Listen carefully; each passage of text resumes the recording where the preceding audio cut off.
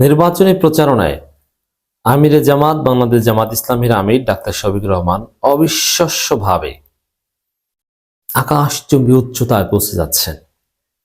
তার success rate highest, 100-তে 100। কি ঘটাচ্ছেন আমি দেখাবো। অন্যদিকে বিএনপি ডিফেন্সিভ খুলছে এবং ব্যর্থতা আড়াল করতে চেষ্টা করেও পারছে না। আমিরে জামাত এবং জামাত অফেন্সিভ খেলছে। যারা ক্ষমতায় যাবে তারা অফেন্সিভ খেলবে, তারা 4 ছক্কা মারবে, আর যারা সেকেন্ড হবে তারা ঠেকাবে। আপনি যদি নির্বাচনী প্রচারণা তাকান, প্রথম দিন না বুঝে, বলের গতিবিধি না দেখে, চোখ বুঝে তারেক জিয়া 4 ছক্কা মারতে চেয়েছে, কিন্তু না, বল আকাশে উড়িয়ে দিয়েছে, পরে ক্যাচ আউট হয়েছে।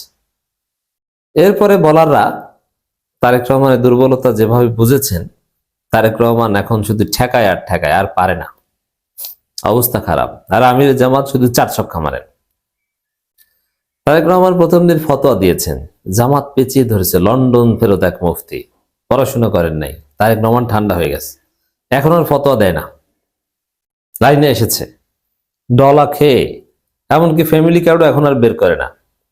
ফ্যামিলি কার্ড ভুয়া, জামাত বলেছে না, এখন ফ্যামিলি কার্ড প্রজেক্ট শেষ, ওরা নিজেরাই পকেটে নিয়ে এখন আর ঘুরে না। তো দর্শক, তারেক রহমান কথা বলেন, ভুল বলেন, উল্টো পাল্টা বলেন, এবং দুর্বলতাটা দেখেন। বলে সমালোচনা করে লাভ নাই, সমালোচনা মানে সমালোচনা এটা সহ্য করতে পারেন, এটা স্পষ্ট করে বলেছেন। সমালোচনায় তার আপত্তি। এবারে কথাবার্তায় দেখেন তেমন ব্যালেন্স নাই। বিরোধীদের সমালোচনা করেই যায়, তাতে কি জনগণের পেট ভরবে? প্রশ্ন। হ্যাঁ, বিরোধীদের সমালোচনা করবে, এতে জনগণের পেট ভরবে, এবং এটাই রাজনীতি। আপনি সমালোচনাকে ভয় পান কেন? আপনি সমালোচনায় বিদ্ধ। কিন্তু কই, ডাক্তার শফিকুর রহমানকে নিয়ে সমালোচনা হচ্ছে না, তিনি তো সুযোগ দিচ্ছেন। আপনার সমস্যা কি? এর মানে আপনি ব্যর্থ। তো দর্শক, তারেক রহমান বলছে সমালোচনায় লাভ নেই, এখন মাপ চাচ্ছে, ভাই আমাকে ছেড়ে দাও, আমাকে এত সমালোচনা কইরো না। এই হচ্ছে অবস্থা। এছাড়া ভূমিকম্প কোন জায়গা থেকে উৎপত্তি হয়েছে জানেন না, এটা জানেন না, সেটা জানেন না। তাহাজ্জুদ পড়তে বলেন, ফজরের নামাজ পড়তে বলেন, আবার নিজের রাত 4টার সময় তাহাজ্জুদের টাইমে নির্বাচনী জনসভা করেন। মানে সবকিছু এলোমেলো। আবার তারেক রহমানের ভালো গুণ বা আলোচনার বিষয় কি? কাশি দিয়েছেন, তার মেয়ে পানি এগিয়ে দিয়েছে, এই, এছাড়া কোনো পলিসি বা ওরকম কোনো অ্যাট্রাকশন নেই। পারেন না, জমাতে পারছেন না। এখানে জামাত তাকে ভারতের দালাল হিসেবে প্রমাণ করছে, 10% হিসেবে প্রমাণ করছে। এবং যখনই তারেক রহমান দুর্নীতি নিয়ে কথা বলেন, তখন এটা নিয়ে হাসাহাসি হয়। যে নিজেই দুর্নীতিবাজ, যে নিজেই 10% খায়, সে বলে যে দুর্নীতির লাগাম টেনে ধরবো। কেমনটা লাগে? সব মিলিয়ে ডিফেন্সিভ খেলেও পারছে না, বারবার ইয়র্কার খাচ্ছে।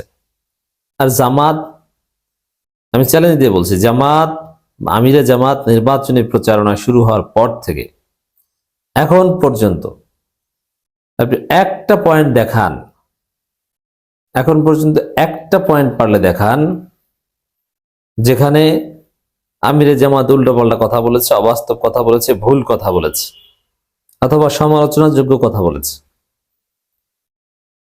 আবার অফেন্সিভও খেলছে। বসন্তের কোকিল অনেক বছর পর দেশে এসে কুহু কুহু করছে, খোঁচাও দিয়েছেন তারেক জিয়াকে। আবার জামাতের সেক্রেটারি জেনারেল লন্ডন ফেরত মুফতি, পড়াশোনা করেন নাই বলে খোঁচা দিয়েছে। জবাব তো দিতে পারেন নাই তারেক রহমান। তাকে যে 10% বলা হয়, এটার জবাব তো দিতে পারেন নাই। এর মানে দেখেন বিষয়টা কি। জামাত পলিসিগত বিষয়ে প্রতিশ্রুতি, জামাত এখন পর্যন্ত যতগুলো কার্যকর এবং আলোড়ন সৃষ্টিকারী বাস্তববাদী প্রতিশ্রুতি দিতে পেরেছে, তার কাছে বিএনপি যেতে পেরেছে, পারেনি। এর মানে জামাত আবার নির্বাচনী প্রচারণা চলাকালীন সময় জামাতের সাথে ফুল দেওয়া নেওয়া, হাসাহাসি করেন ব্রিটিশ হাই কমিশনার, ফ্রান্সের রাষ্ট্রদূত, আবার যুক্তরাষ্ট্র তো জামাতের সাথে লাইন ধরতে চায়, সেটা তো আপনারা আগেই জেনেছেন ওয়াশিংটন পোস্টের মাধ্যমে। আর বিএনপির সাথে কি ঘটে আমরা দেখতে পাচ্ছি, নির্বাচনী প্রচারণায় আমির জামাত আকাশচুম্বী উচ্চতায় এগিয়ে উঠে যাচ্ছে, মানে পুরোটাই বিজয়ের আলামত, সে ডাকসুর মতো। আর তারেক রহমান, না, তারেক রহমানের নিজেই হতাশ।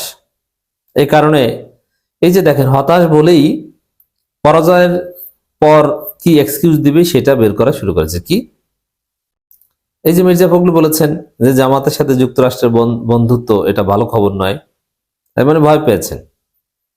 জামাত ক্ষমতায় আসলে যুক্তরাষ্ট্র প্রচুর ভিসা দিবে, আর বিএনপি ক্ষমতায় আসলে যুক্তরাষ্ট্র দুর্নীতির অভিযোগে, চাঁদাবাজির অভিযোগে স্যাংশন দিতে পারে।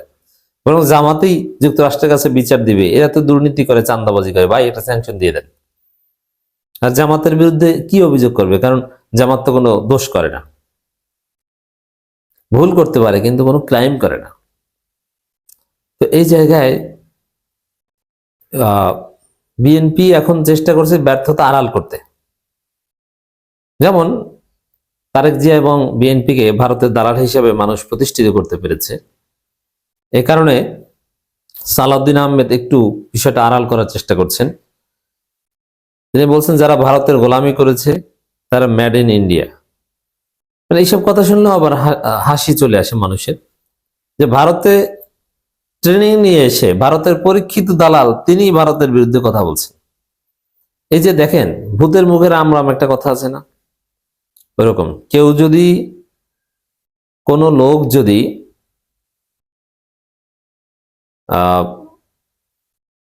এই ধরনের, যেমন সালাউদ্দিন ভারতের বিরুদ্ধে বলছে অথচ তিনি নিজেই ভারতের দালাল, চোরের বিরুদ্ধে বলে। আমাদের গ্রামগঞ্জে বা এটা বাংলাদেশে ঘটে যে মাদক ব্যবসায়ী নিজেই মাদকের বিরুদ্ধে আন্দোলন করেন, এর মানে মাদকের বিরুদ্ধে যিনি আন্দোলন করেন তিনি নিজেই মাদক ব্যবসায়ী। এখন ভারতের বিরুদ্ধে, আওয়ামী লীগের বিরুদ্ধে সালাউদ্দিন 2-4টা বক্তব্য দিয়েছে, আরে সালাউদ্দিন এরা নিজেই তো ভারতের, তারা কেন বলছে? অতএব এগুলোর কোন তাসির নেই। আওয়ামী লীগের লোকজনকে নিয়মিত দলে নিচ্ছে এবং আওয়ামী লীগকে নির্বাচনে বৈধতা দেওয়ার চুক্তি করে তারেক রহমান দেশে এসেছেন, ক্ষমতা আসতে চান এবং ভারতের সাথে কোন চুক্তি বাতিল করবেন না, এই প্রতিশ্রুতি দিয়েছেন। আর এখন ভারত এবং আওয়ামী লীগের বিরুদ্ধে বলার ভান ধরেন।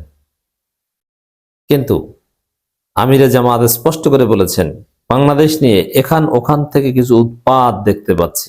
এখান ওখান থেকে বলতে ভারতকে বুঝিয়েছেন। ভারত হর্ষবর্ধন শ্রীংলা উল্টো পাল্টা কথা বলেছে, জামাতের আমির এটাকে উৎপাত এবং আভ্যন্তরীণ বিষয়ে অযাচিত কথা বলা হিসেবে বা প্রকাশ্যে আভ্যন্তরীণ বিষয়ে হস্তক্ষেপ হিসেবে আখ্যায়িত করেছেন। আমরা দেখতে পাচ্ছি আমিরে জামাত 4 ছক্কা মারছেন। নারীদের জন্য সান্ধ্যবাস চালুর আশ্বাস, এক একটা প্রতিশ্রুতি এক একটা পারমাণবিক বোমার মতো তোলপাড় সৃষ্টি করে। আর বিএনপির কোনো প্রতিশ্রুতি নাই, কোনো ভিশন নাই। মির্জা আব্বাসকে জিজ্ঞেস করলো আপনি কি করতে চান, বলছে আমার কোনো প্রতিশ্রুতি নেই, যা দরকার সেটা করবো। মানে হতাশ, জানেন না, কোনো মিশন প্ল্যান নাই, সব এলোমেলো বিএনপির।